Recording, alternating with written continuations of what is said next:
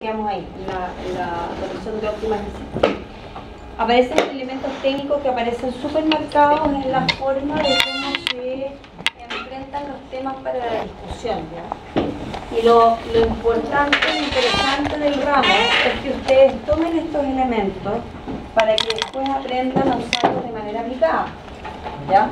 Entonces, por ejemplo, me encontré de los trabajos que llevo realizados, que debo llevar unos 15, me encontré con 3 tipos de trabajos distintos. Uno, un tipo de trabajo que tiene, yo le diría tal vez un poquito de menor preocupación y es más bien descriptivo. O sea, hay como 6 hojas de la descripción de una firma y de un sector, sin ningún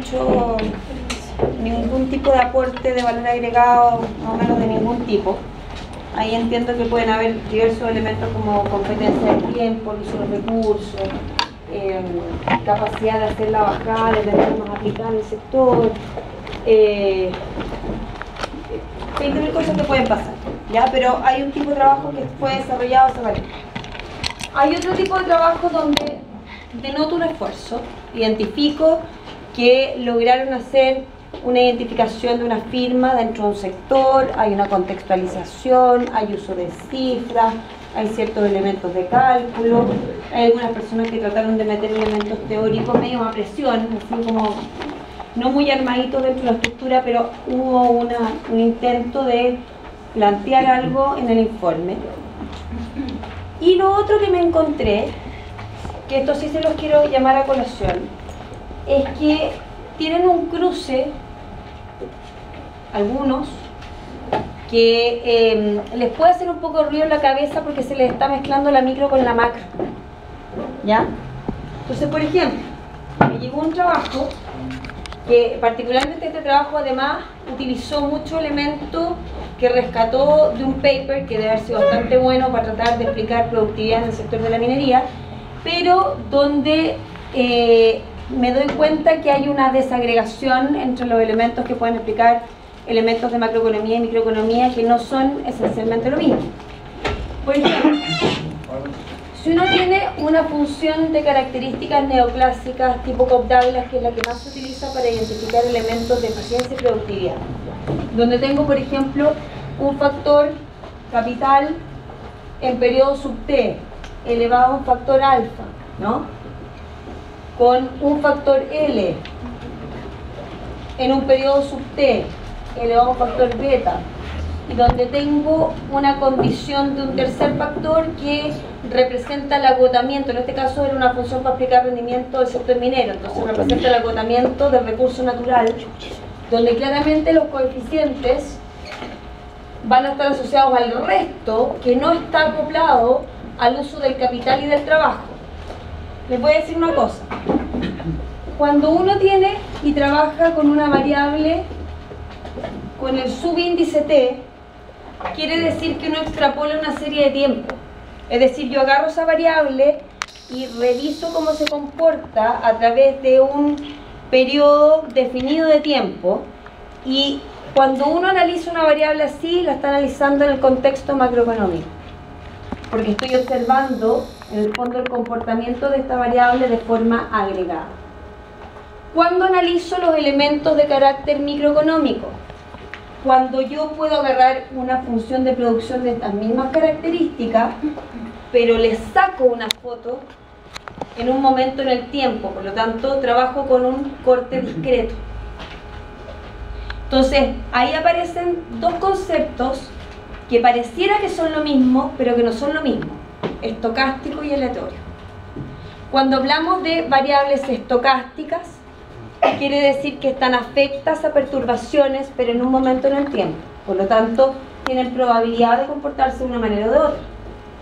Cuando hablamos de aleatoriedad, quiere decir que esta volatilidad o las probabilidades de ocurrencia se proyectan en distintos periodos, y por lo tanto puedo tener múltiples probabilidades de que las variables me presenten ajustes hacia arriba o ajustes hacia abajo. Entonces, la forma de concebir la información que retengo es distinta. Entonces, súper distinto, por ejemplo, analizar minería, si quiero entender cómo se comporta desde el punto de vista de la eficiencia, con esa mirada macro, Porque cuando lo estoy mirando con la mirada macro, estoy proyectando su comportamiento a lo largo del tiempo y sacando una tendencia media de estas probabilidades de comportamientos arriba, abajo, con probabilidades distintas. Por lo tanto, mis conclusiones van a ser distintas. Y ahí aparecen conceptos que no está Gerardo aquí el otro día, pero él me lo preguntó. La productividad total de factores. La productividad total de factores no es la misma productividad marginal que estamos viendo en este curso.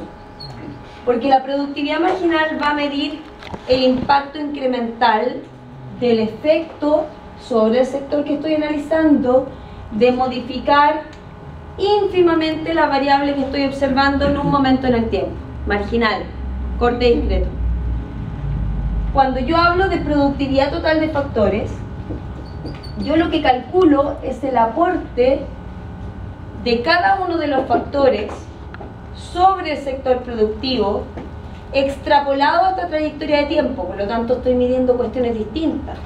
El valor de la PTF no va a ser equivalente al valor de la productividad marginal, porque mide cosas diferentes. Entonces, a mí me gusta enfrentarlos a la dificultad de la búsqueda, de la indagación y de que se metan con conceptos que posiblemente por su cuenta jamás llegarían a esto. Porque también me lleva a mí a plantearles una discusión que tal vez dentro del marco del curso yo tampoco podría hacer. Entonces, cuando en algún minuto yo decidí, porque esto no lo hacía yo siempre, o sea, debe haber empezado unos 3 o 4 años atrás, que empecé a incorporar elementos de trabajo de indagación chiquitita dentro de los cursos para exponerlos a una información distinta, a conceptos distintos y a metodologías de trabajo distintas, pero con la dinámica de que al estar expuestos a otro tipo de material, ustedes de a poquitito vayan generando la apertura de cabeza para poder ir concluyendo cosas distintas. Y ahí yo puedo colgarme de estas cosas que encuentro y hacerles la baja y decirles, ojo con esto, porque si bien la estructura de la función es equivalente a lo que estamos viendo en el curso, ¿sí?, tiene el gran problema de que si yo lo estoy mirando en un contexto macroeconómico, lo estoy midiendo como un impacto agregado. Y si yo quiero entender los elementos microeconómicos, me tengo que fijar en otras cosas. Les pongo ejemplos concretos. Cuando nosotros hablamos de micro, y uno dice, estoy analizando toma de decisiones puntuales sobre una firma, un trabajador, una unidad de capital, un sector productivo, los elementos que determinan el comportamiento de esos actores, por ejemplo, puede ser cambios normativos. Viene el Estado, el gobierno o el Congreso y define aplicar ciertos decretos, cambiar ciertas leyes, aplicar reformas tributarias, y quiero entender cómo estos elementos de ajuste hacen que las decisiones de estos actores muten o reaccionen frente a este cambio de regla del juego.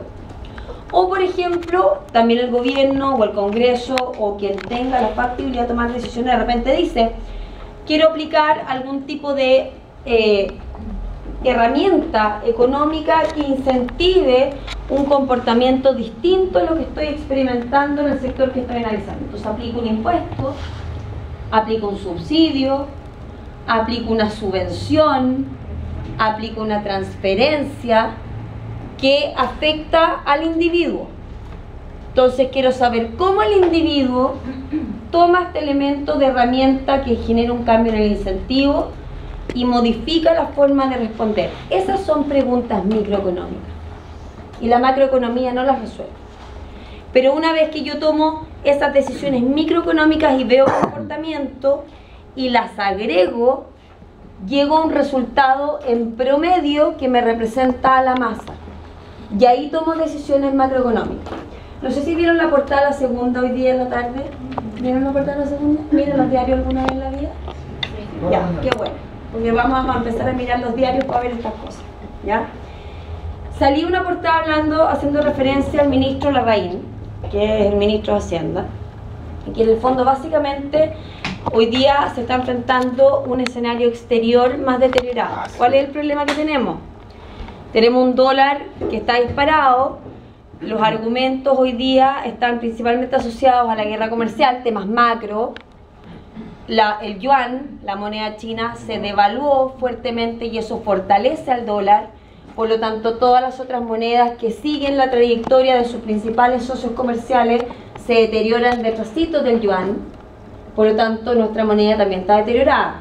¿Tenemos macroeconomía débil hoy día? No la tenemos tan fortalecida, pero dentro de la región somos los vecinos mejor portados, ¿ya? Y por otra parte, tenemos fuertes, en el fondo, como canales de exposición afuera. Todo eso es discusión macro. ¿Cómo llevo esa discusión macro a lo micro? A lo micro, ¿dónde lo veo? Lo veo en la empresa, en la industria que está comprándole insumos, por ejemplo, a los chinos y que los paga en dólares y que tienen que pagar ahora posiblemente a un dólar 20% más caro que lo que pagaba 3 meses atrás. Entonces, ¿dónde le pega? En la caja. Y si le pega hoy día en la caja y la empresa no tiene holgura en margen para tomar decisiones de ajuste en eficiencia productiva, lo va a tener que traspasar a precio. Y cuando lo traspaso a precio, ¿a quién termina afectando? A los consumidores, ¿no es cierto? O cadena de productores, si es que soy productor de un bien intermedio que se utiliza para otro proceso productivo, en la escala de la construcción de los precios de la economía. Entonces, tenemos que tener la capacidad de ir desagregando la información para entender quién se ve afectado con estos cambios de entorno y qué es lo que se puede hacer desde el punto de vista de las decisiones. Si somos un actor más dentro de un escenario mucho más grande, muchas veces uno dice, no puedo hacer nada porque soy tomador de estas decisiones. Pero sí, de repente hay otros elementos en el mercado que hacen que nos permitan generar un menor efecto. Por ejemplo, en el caso de la exposición al dólar, los instrumentos derivados. Entonces, uno toma cobertura a través de la banca, a través de algún otro tipo de asesoría con instrumentos derivados y trata de disminuir la exposición de la variación del dólar. Entonces, con eso, si tomo una cobertura eficiente, en vez de traspasar, no sé, un incremento de 20% de aumento en el tipo de cambio nominal, tal vez logro netearlo a un incremento de un 7%.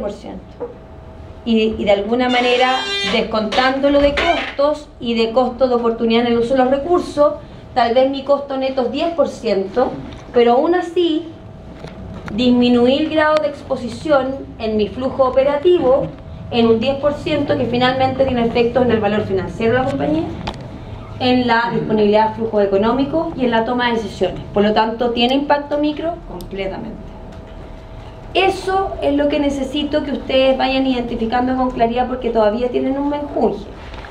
Y está perfecto que lo tengan, porque en ese menjunje van a aparecer varias cosas que yo quiero que aparezcan. Primero, la inquietud. Ah, chuta, no me queda claro esto. No estoy entendiendo por qué pasa eso, entonces gatillo el proceso de indagación y trato de darle una explicación un poquito más redondita. 2, nuevamente, me permite a mí jugar con otras herramientas que les puedo plantear a ustedes para ir generando un efecto de comprensión de algunos elementos específicos.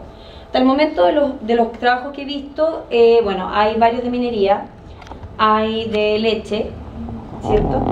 Hay de la banca, hay del sector construcción, habían un par de empresas que son como proveedores de minería. Está el de los salmones, ¿cierto? El del cemento también está. Y creo que vi eso por acá. Industria, alimentos. También alcancé a ver un trabajo de la parte de la industria de alimentos. Entonces, importante ahí que vayan en el fondo cuando hagan la bajada de este tipo de trabajo, porque les queda otro trabajo más, que me voy a ir a otro tema, pero que pueden usar estos mismos elementos después para profundizar en la forma de plantearlo. También me pasó que encontré que en varios de los trabajos no utilizan prácticamente nada los elementos teóricos. Hay un par de personas que se fueron a la parte teórica, pero también cuando se van a la parte teórica no se vayan como relatos, no se vayan como narradores. O sea, no usen la teoría como, la teoría dice esto y lo repiten igual de lo que dice el libro y después van con otra cosa atrás, sino que utilicen lo que se está planteando teóricamente como herramienta de medición, de impacto, de análisis del sector que estoy mirando. O sea, no tengan miedo con eso, si es la forma de explicarlo. O sea, si uno quiere decir, está pasando esto, quiero poder tener herramientas para dar un argumento sólido, ¿ya? De qué es lo que va a pasar en determinados sectores. ¿Sí? Una consulta. Sí. Porque fue difícil en el trabajo, yo hice el trabajo sobre el sector pesquero. Ya. Fue difícil llegar a una función que explicara que el sector pesquero no puede ser llevado a un óptimo por el fin del recurso, en el fondo. Hay una restricción en la función. Lo hablamos ahí, pero acuérdate que yo te decía, en parte importante, que yo no les estaba pidiendo que me definieran una función. Yo no pedí eso. Yo lo que quería en la práctica que hicieran es que tomaran una empresa en un determinado sector, ¿no es cierto?, disponible, desmembraran el comportamiento micro. Porque eso es lo que hablamos en esa oportunidad. Sí, claro. En ciertos sectores hay concentraciones oligopólicas, hay sectores que son más competitivos, hay algunos sectores que tienen empresas más grandes, más chicas, y todo esto articula una forma de competencia que tiene ciertos bemoles, ciertas sutilezas del sector. Entonces tú mismo me acabas de levantar cuestiones súper importantes. La pesca, tú te vas a enfrentar a un sector que tiene regulaciones legales súper claras, buena o mala, las leyes siempre tienen problemas, pero están. Después tiene el segundo tema, súper importante, el agotamiento del recurso. Tercer tema, tienes competencias de empresas que son súper industrializadas versus los que son ultra artesanales. Y todos compiten dentro del mismo sector. Cuarto, tienes en el fondo capacidad productiva que se consume domésticamente y capacidad productiva que se exporta.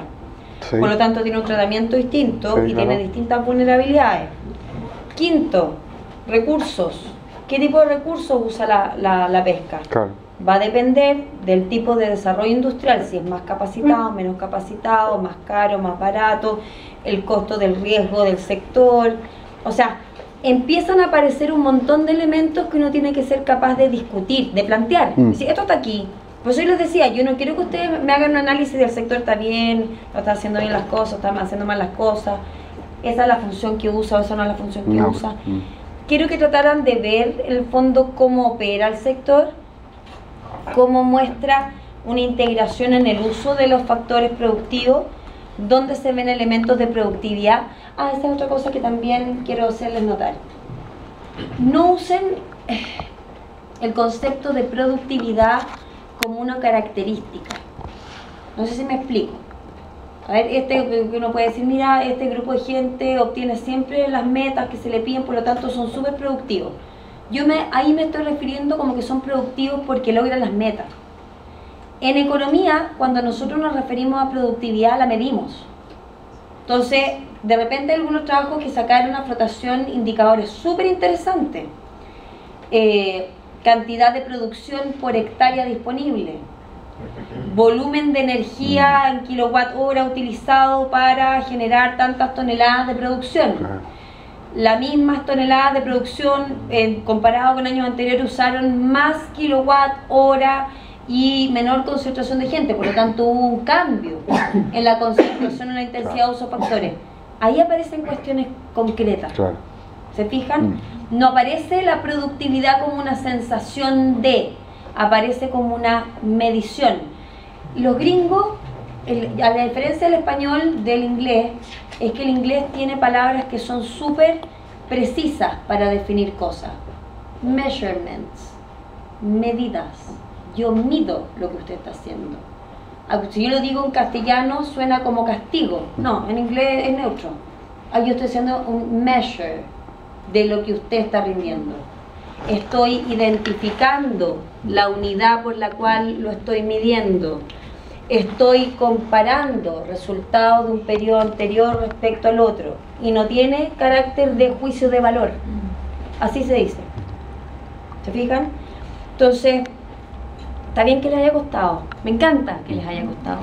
¿Y por qué les digo que me encanta? No porque yo sea una masoquista, sino que porque cuando uno logra hacer eso con el alumno, que hay alumnos que no me entienden esto y yo lo entiendo con toda claridad, uno provoca algo dentro de la cabecita que es lo que va produciendo el aprendizaje. Cuando uno le provoca al alumno el quiebre, que dice, pucha, me tuve que esforzar en esta cuestión, leer, agarré fuente de información, entendí la mitad, la otra no la entendí, no supe si usar esto, usé lo otro, aprendí palabras que no había escuchado en mi vida. Pucha, se provocó una cosa que antes no estaba y ahora está. Que no estaba completamente aprendido, completamente de acuerdo, pero que por lo menos ya está como piso. Y ese es el desafío que tiene este curso, que les deje planteado un escalón de discusión a un nivel un poquito distinto a lo que tenían antes. ¿Ya? Ese es el objetivo. Entonces no se angustien, sí, van a haber problemas en los trabajos, sí. Nadie va a tener un rojo, no creo, no sé que lo hayan hecho una cosa absurdamente sin ningún tipo de cuidado ni efecto, pero si hubo cierto recaudo y cuidado y levantamiento más o menos con sentido lógico, más o menos cumplen con los elementos que yo les dije que los iba a evaluar, nadie va a tener una cifra colorada, digamos, ahí en el ¿cómo se llama?, en el agregado de la nota.